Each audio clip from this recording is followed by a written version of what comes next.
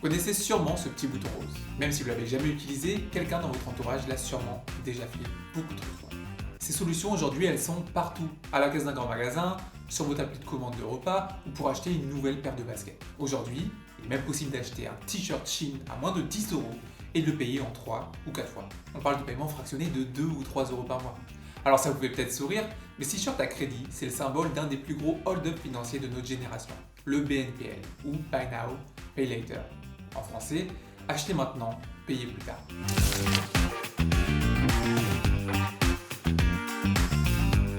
Alors sur le papier, c'est génial. C'est la promesse de la liberté, c'est lisser son budget pour acheter son canapé à 1000 €, c'est se faire plaisir sans attendre de recevoir son salaire. Bref, c'est la possibilité d'acheter ce dont vous avez besoin, quand vous en avez besoin. Sauf que la réalité, elle est beaucoup moins rose que ce logo. Parce qu'en France, le BNPL, c'est devenu massif. Près de 70% des Français ont déjà utilisé une solution de paiement fractionné. C'est devenu la norme de payer en 3, 4 ou plus de fois encore pour un produit. Mais il y a un chiffre beaucoup plus sombre qui accompagne aussi le BNPL. Et lui, il est tombé en 2025. Selon la Banque de France, en seulement 2 ans, de 2022 à 2024, les dossiers de surendettement qui concernent les fameux mini-crédits, donc les paiements fractionnés, ils sont passés de 1 à 17% de tous les dossiers de surendettement. Bref, c'est une augmentation de 1600%, du jamais vu. Dans cette vidéo, on ne va pas juste parler de crédit ou de paiement facile, on va voir comment une industrie tout entière, valorisée à plusieurs centaines de milliards de dollars, a hacké notre cerveau pour nous faire dépenser de l'argent qu'on n'a même pas. On va voir comment un étudiant suédois qui a ordonné des steaks chez Burger King a bâti un empire entièrement basé sur notre impatience. Et bien sûr, on va voir comment sortir de ce piège avant qu'il soit trop tard. Bienvenue dans le monde merveilleux et terrifiant du paiement fractionné.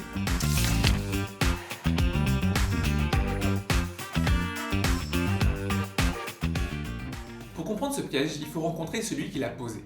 Et l'histoire, elle commence pas dans une tour de verre à la Défense ou à Wall Street, mais dans l'arrière-cuisine d'un Burger King en Suède. On est au début des années 2000 et notre personnage principal, c'est un fils d'immigrés polonais qui a grandi dans un HLM d'Uppsala, à une 60aine de kilomètres de Stockholm. Son nom, Sebastian Siemiatowski. Sebastian, il n'a pas de réseau, il n'a pas d'argent et son quotidien, c'est de retourner des steaks chez Burger King pour payer ses études d'économie. Mais Sebastian, il a la dalle, il est obsédé par des entrepreneurs comme Richard Branson, le PDG de Virgin, ou encore le fondateur d'IKEA. Lui aussi, il a envie de percer. En 2005, il a une idée. À l'époque, acheter sur internet, c'est l'angoisse. C'est encore le tout début du e-commerce et tout le monde a peur de se faire pirater sa carte bancaire. Ou bien que le colis n'arrive jamais. Alors son idée, elle est simple mais radicale. Le concept, il veut s'interposer entre le site et l'acheteur. L'acheteur, il commande sur un site sans payer. Eux, ils avancent l'argent en marchand. L'acheteur, il reçoit son produit, il l'essaye, il valide, et une fois qu'il a bien confirmé qu'il est conforme, l'acheteur, il rembourse l'entreprise de Sébastien. Bref, c'est un peu la version numérique d'avoir une ardoise chez l'épicier du coin, mais avec un intermédiaire. À l'époque, c'est une idée qui casse déjà les codes. Sébastien et ses associés ils vont présenter le projet au grand concours annuel de la prestigieuse Stockholm School of Economics. Ils avancent devant un jury de grands banquiers, d'investisseurs très réputés à Stockholm et en Suède de manière générale. Ils pitchent leur vie, leurs produits, et verdict, c'est une humiliation totale. Tous les membres du jury les regardent de haut et leur disent sur un ton dédaigneux devant tout le monde: les gars, oubliez ça, les banques elles vous laisseront jamais faire, et de toute façon, si vous avancez l'argent, les gens ils partiront avec leurs achats sans jamais vous rembourser. Bref, ils se font recaler comme jamais. Et l'histoire elle aurait pu s'arrêter là, elle aurait dû s'arrêter là même. Parce que, en plus de ce rejet par les acteurs de la finance à l'époque, il y a un léger problème technique. Sébastien et ses potes, c'est encore des étudiants en école de commerce. Ils savent pas coder et ils n'ont pas d'argent. Avoir une idée c'est cool, mais ça suffit pas quand on veut créer une banque tech sans fonds et sans tech. Alors, pendant des mois, ils vont toquer à toutes les portes pour essayer de trouver des investisseurs. Mais la réponse c'est toujours non. Et le refrain c'est toujours le même. Vous êtes mignon, mais les achats en ligne, c'est pas sécurisé, et surtout vous n'avez aucune garantie d'être remboursé. Et au bout de plusieurs mois, lors d'une soirée networking où Sébastien traîne sa déprime, il va croiser une femme, Jen Wallroth. Cette femme, c'est une légende de la tech suédoise. Et elle écoute, parce que contrairement au vieux banquier, elle comprend tout de suite que le commerce en ligne, il va exploser et que la confiance, c'est la clé pour se démarquer à une époque où les arnaques sont partout. Alors, elle va leur faire une proposition de dingue. Elle met 60 000 € sur la table pour 10% de la boîte. Et quand on sait qu'aujourd'hui l'entreprise elle est valorisée à plusieurs milliards de dollars, on peut se dire qu'ils se sont fait avoir. Mais c'était une fortune pour eux à l'époque, d'autant plus qu'ils se sont pris des dizaines de rejets d'affilée. Et surtout, elle met à disposition, en plus de ses 60 000 euros, une équipe de développeurs ukrainiens de génie pour mettre en place leur projet. Sans Jeanne, pas de code, et sans code, pas de Klarna. Alors ils s'acceptent. Ils lancent donc leur boîte en cette année 2005 sous le nom de Creditor.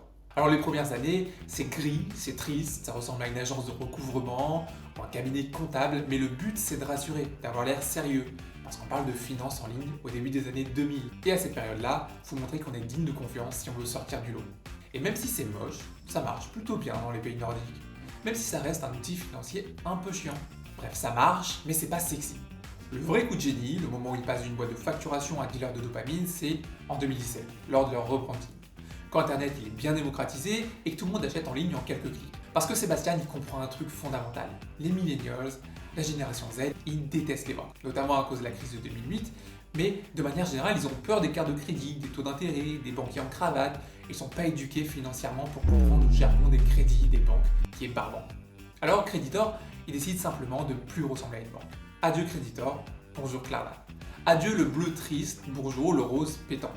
Et pour bien acter ce changement, ils vont lancer des pubs complètement perchées et hyper satisfaisantes avec des tranches de fromage qui fondent, des poissons qui glissent sur des toboggans, des chiens aux poils hyper soyeux et même Snoop Dogg dans leur pub. Le slogan Smooth, parce qu'avec Klarna, votre expérience d'achat, elle est hyper fluide. Klarna. Smooth payments. Et soudain, s'endetter, ça ressemble plus à un problème financier. Ça ressemble à une expérience hyper cool, hyper fluide, hyper satisfaisante comme dans leur pub. C'est plus de la finance, c'est du shopping cool et du lifestyle. L'application Klarna, elle ressemble pas à celle de la banque postale, une banque froide, chiante. Elle ressemble à Instagram ou un feed TikTok. On ne vous parle plus de taux d'endettement ou de créances, on vous parle de shopping haul, de wishlist, de bons plans et de cashback. Le petit gars qui retournait des burgers, il a fini par créer l'outil ultime pour faire dépenser des sommes astronomiques à des gens qui n'ont même pas cet argent. Et juste avant de voir précisément comment il manipule biologiquement votre cerveau, si ce genre d'enquête sur les rouages cachés de l'économie, de la tech et du marketing vous intéresse, c'est le moment idéal pour vous abonner. C'est l'une de mes toutes premières vidéos, donc votre soutien il est vraiment hyper important pour moi. Vous abonner, partager cette vidéo et la liker, ça m'aidera à faire d'autres vidéos de ce genre. Alors merci beaucoup, c'est reparti, on retourne dans votre cerveau.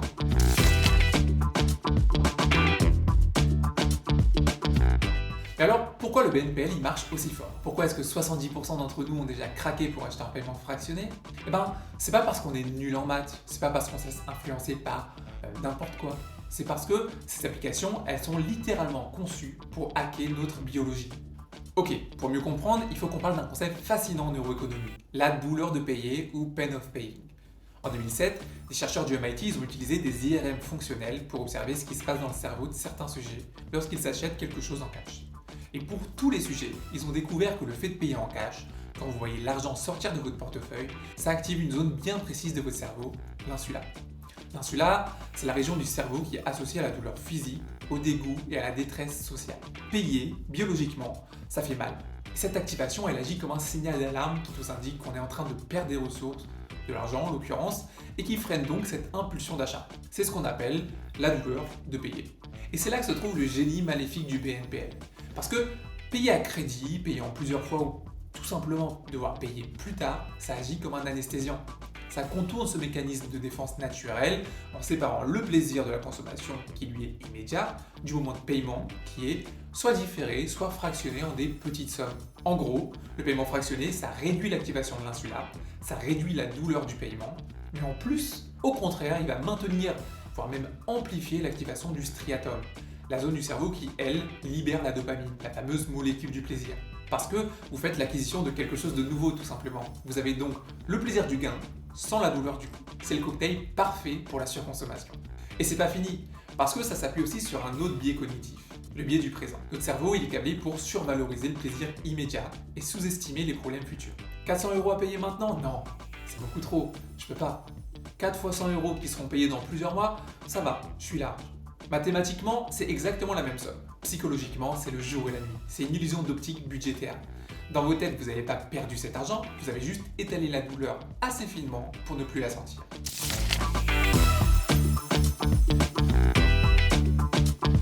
Ok, à ce stade, on comprend pourquoi ça marche, mais vous allez me dire, attends, si je paye en 3 ou 4 fois sans frais, elle est où l'arnaque? C'est gratuit pour moi. C'est sans frais, c'est dans le nom. Et c'est là qu'il faut regarder sous le capot.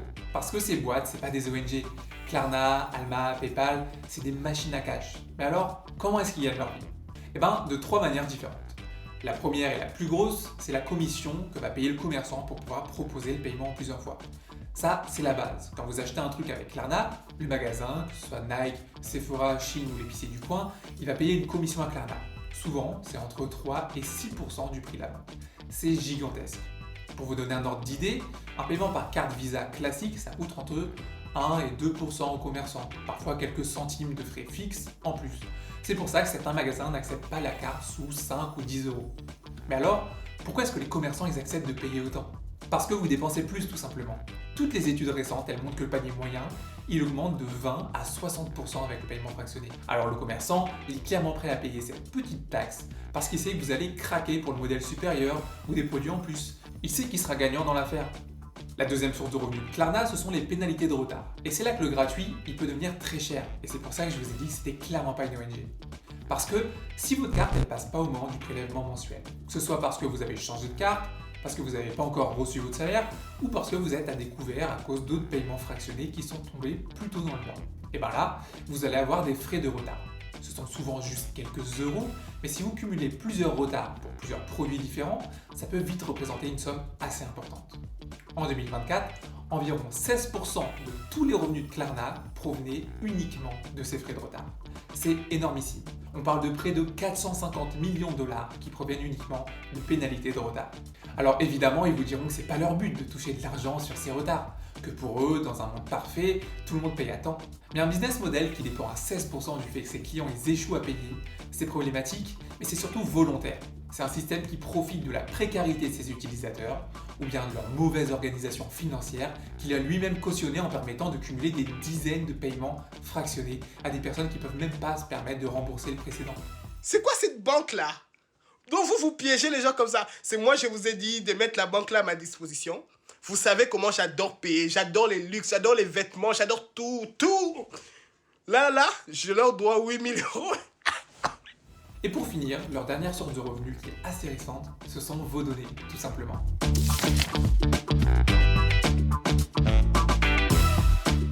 Assez récemment, Klarna a pivoté. Ils veulent plus juste être une banque, ils veulent être une super application digne des mastodontes chinois comme WeChat ou Alipay. Une appli où presque tout peut se faire. Payer simplement en plusieurs fois, acheter des cartes cadeaux, avoir du cashback ou même avoir votre propre carte bancaire Visa, Klarna, pour utiliser tous ces services encore plus facilement. Mais c'est pas tout, parce qu'ils ont aussi racheté des applications complémentaires à leurs services de base qu'ils ont intégrés à Klarna. Grâce au rachat de Stocard par exemple, vous pouvez maintenant consulter vos cartes de fidélité ou les catalogues des magasins comme Lidl ou Ikea sur l'application. Grâce au rachat du comparateur de prix PriceRunner, vous pouvez maintenant comparer les prix d'un même produit chez différents vendeurs et l'acheter directement sur leur application. Et depuis peu, les Américains ils peuvent même s'inscrire sur des sites e-commerce avec Klarna, exactement comme le bouton s'inscrire ou se connecter avec Google. Aujourd'hui, ils ont aussi transformé leur application en une régie publicitaire. Et contrairement à Google qui sait ce que vous recherchez sur Internet, ou Facebook qui sait les choses que vous aimez, les pages que vous aimez ou les produits que vous aimez, Klarna, il sait exactement ce que vous achetez réellement. Ils ont littéralement vos tickets de caisse, vos tailles, vos marques préférées, leur prix, votre fréquence d'achat et même votre capacité d'emprunt pour acheter si besoin. Alors pour les annonceurs, les pubs sur Klarna, c'est du pain béni. Ils peuvent cibler exactement qui ils veulent sur une application où les consommateurs ils sont susceptibles de payer et de dépenser 3 fois ce qu'ils avaient l'intention de faire. Et s'ils n'ont pas assez d'argent, ils peuvent faire un crédit sur cette même application. En 2024, leurs revenus publicitaires, ils ont atteint les 180 millions de dollars, soit environ 8% de leurs revenus, et c'est que le début. Pour résumer, quand vous utilisez ce service gratuitement, vous n'êtes pas juste un client, vous êtes de la donnée, vous êtes un profil de consommation ultra précis, revendu à des marques pour qu'elles puissent vous cibler encore plus efficacement la prochaine fois. Et leur but ultime, c'est que vous n'arrêtiez jamais d'acheter.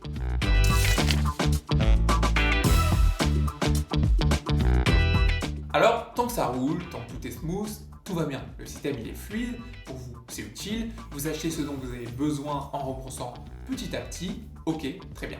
Mais qu'est-ce qui se passe quand le château de cartes il s'effondre? Parce que le vrai danger du BNPL, c'est pas d'acheter un canapé à 1 000 euros une fois chaque 2 ans. Le danger c'est ce qu'on appelle le loan stacking, ou en français l'empilement des prêts. Le danger, c'est d'avoir 30 euros par-ci pour un jean, 15 euros par-là pour une crème visage, 40 euros pour des baskets, 8 euros pour un chargeur, etc., etc. Individuellement, ces sommes, elles sont parfois ridicules. Vous n'avez même pas forcément besoin de payer en plusieurs fois. C'est juste un luxe que vous vous permettez parce que pour pourquoi pas? Ça semble moins cher comme ça, c'est tout. Mais mis bout à bout, on se retrouve vite avec 10 ou 15 prélèvements qui tombent au même moment, au début du mois. Et c'est là que le piège se referme sur les plus jeunes et les plus pauvres. Parce que, de plus en plus, on voit des personnes qui utilisent le paiement en 4 fois pour manger, pour les achats de tous les jours, pour acheter ce qui est vraiment nécessaire pour tenir chaque mois. Mais financer un Deliveroo ou des courses alimentaires sur 3 mois, ça veut dire que vous êtes encore en train de payer votre burger en mars, alors que vous l'avez digéré en janvier. C'est de la dette de survie masquée par une interface cool et rose pétante. Et quand vous ne pouvez plus ou vous ne voulez plus payer, l'interface rose, elle devient beaucoup moins sympa. Parce qu'on rentre dans le monde merveilleux du recouvrement de dette.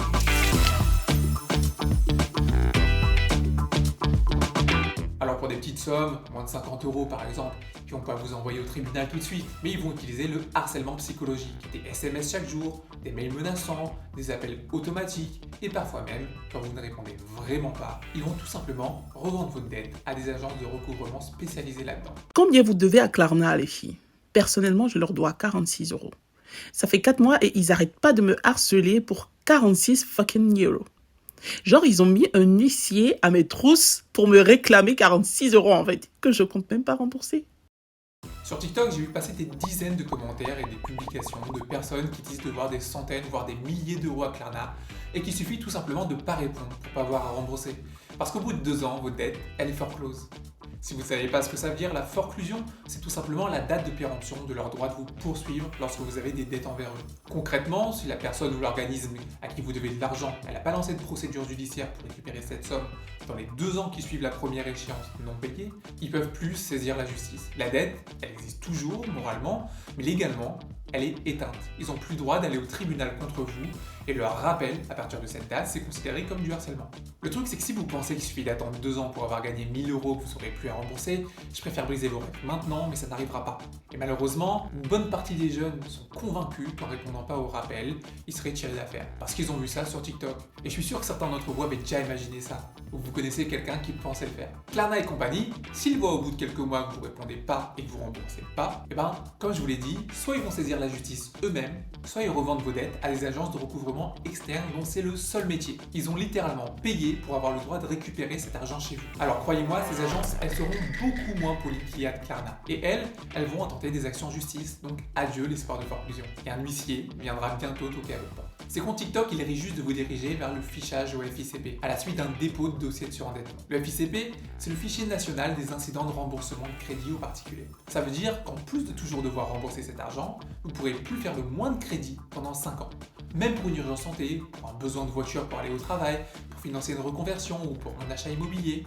Et même votre banque, qui peut voir votre fichage au FICP, pourra vous interdire certains privilèges comme les découverts, l'accès à certains services bancaires, voire même le rachat de crédit. Les chiffres de la Banque de France, dont je vous parlais au début, les fameux 17% de dossiers de surendettement qui sont liés au microcrédit, ce sont des dizaines de milliers de jeunes actifs, des étudiants, des personnes précaires qui se retrouvent fichés, interdits bancaires, bloqués pour louer un appart, tout ça pour une accumulation de vêtements ou de gadgets qu'ils n'utilisent parfois même plus. Alors on pourrait penser qu'il n'y a plus rien à faire, que c'est déjà trop tard, c'est déjà une trop grosse entreprise, qu'elle trouvera toujours un moyen légal de contourner la loi, de profiter des consommateurs. Mais heureusement, il y a une petite lueur d'espoir qui s'est allumée en 2024.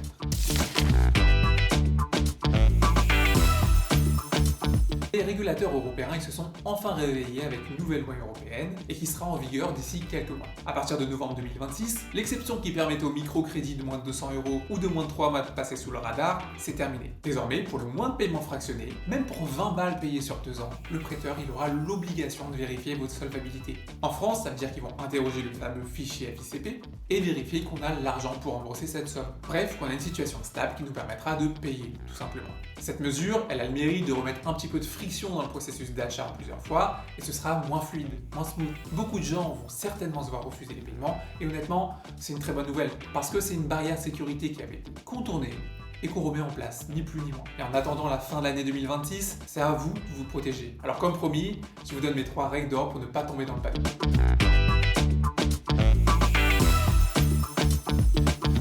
La première, c'est la règle du cash. Si vous ne pouvez pas payer la totalité de la somme avec ce qui vous reste de votre salaire chaque mois ou avec l'argent que vous avez mis de côté, c'est que vous n'avez pas les moyens, tout simplement. Utilisez le paiement fractionné que pour gérer votre argent, pas pour augmenter artificiellement votre pouvoir d'achat, un pouvoir d'achat que vous n'avez même pas au final. La deuxième, c'est tout simplement un à la fois. Jamais plus d'un paiement fractionné en cours à la fois. Si vous en avez déjà un, interdisez-vous d'en lancer un deuxième jusqu'à ce que le premier soit terminé. Parce que c'est l'accumulation qui fait que vous vous embrouillez, que vous savez plus que vous devez déjà payer le mois prochain. Bref, c'est à cause de l'accumulation que vous risquez le découvert et les pénalités de retard. Et la dernière loi, la dernière règle que j'utilise assez souvent, c'est la désinstallation. Si vous sentez que vous achetez compulsivement parce que c'est trop facile, alors supprimez l'application. Coupez le lien entre votre dopamine et votre compte en banque. Et ça, c'est valable pour tout ce que vous n'arrivez pas à contrôler, même en faisant des efforts. Le petit jeu mobile qui ressemble pas du tout au pub que vous avez vu, et qui est quand même assez addictif, ça dégage. Votre appli de suivi de patrimoine que vous regardez chaque demi-heure, ça dégage. Vous n'arrivez pas à vous arrêter de regarder des réels ou des TikTok, même avec une limite journalière. Faites-vous du bien, faites une détox de quelques jours et désinstallez pour repartir sur des bonnes bases. League of Legends, ça dégage, il n'y a aucune hésitation à avoir. Pour conclure cette vidéo, souvenez-vous de l'histoire de Sébastien, le fondateur de Klarna. Il est devenu milliardaire non pas en inventant de l'argent, mais en supprimant la friction. Il a rendu la dépense invisible, cool et hyper fluide. Le paiement fractionné, c'est pas un outil de liberté financière, c'est un outil marketing conçu par un fan de crédit pour les commerçants, optimisé par les neuroscientifiques et pour au final contourner votre bon sens et vous faire dépenser de l'argent que vous n'avez même pas encore. Ne laissez pas une interface rose, une mascotte cool, des célébrités dans des pubs ou même une IA vous dicter ce que vous pouvez vous offrir. Votre budget, c'est votre liberté future. Ne la vendez pas pour un t-shirt payable en 4 fois. Si cette vidéo vous a appris quelque chose, si vous vous êtes reconnu ou que vous pensez à quelqu'un de votre entourage, n'hésitez pas à la partager, à vous abonner, ça m'aiderait énormément puisque je viens de lancer cette chaîne. Prenez soin de vous, prenez soin de votre argent, prenez soin de votre liberté. C'était Dany et je vous dis à la prochaine pour une nouvelle vidéo.